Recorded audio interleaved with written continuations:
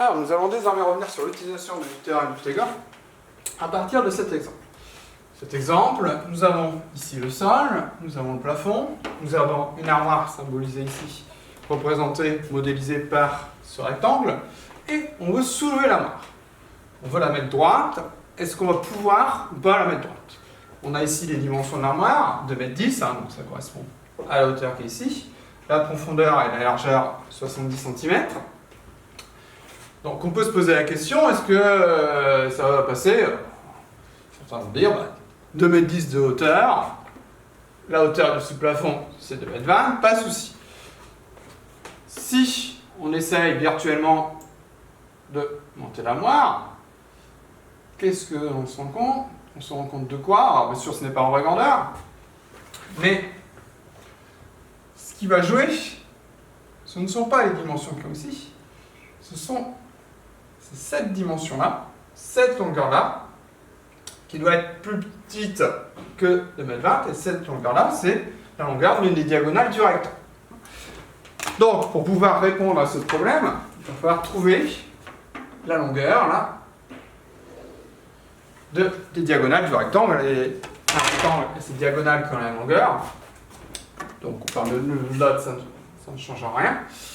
Si on appelle ce rectangle ABC, si on appelle ce triangle rectangle ABC, parce que nous avons un rectangle, nous avons ici donc un triangle rectangle, on a donc ABC qui est rectangle en B. Comme il est un rectangle, on peut utiliser le théorème de Pythagore. Le théorème de Pythagore nous dit que le carré de la longueur de l'hypoténuse est égal à la somme des carrés des autres côtés. L'hypoténuse ici c'est AC, puisque l'angle droit se trouve A pour sommet B.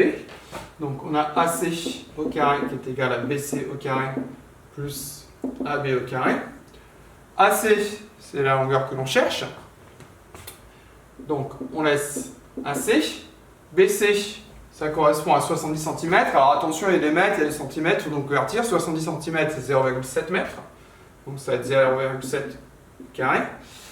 AB, c'est la hauteur de l'armoire, donc 2,10, donc peut-être 2,1, c'est le même nombre au carré. Donc nous avons 0,49 au carré, 0,7 fois 0,7, 7 fois 7, 49. 2,1 au carré, on va trouver 4,41. Nous ajoutons les deux nombres. On trouve ensuite donc 4,9, 4 unités, 49 centièmes, 41 centièmes, on trouve 4,9. On cherche un nombre positif dont le carré est 4,9. Ce nombre, c'est ce qu'on appelle la racine carrée de 4,9. Là, il n'y a pas de nombre familier qui nous viennent en tête. On utilise la calculatrice. La racine carrée de 49, on va trouver environ 2,21. AC va être environ égal à 2,21. Alors 2,21, c'est pas beaucoup au-dessus de 2,20, mais on ne va pas pouvoir démolir notre plafond, donc l'armoire. Elle ne passera pas, elle sera trop grande pour pouvoir être soulevée une fois montée. Voilà un petit problème qui montre un exemple d'application du théorème de Pythagore dans le quotidien.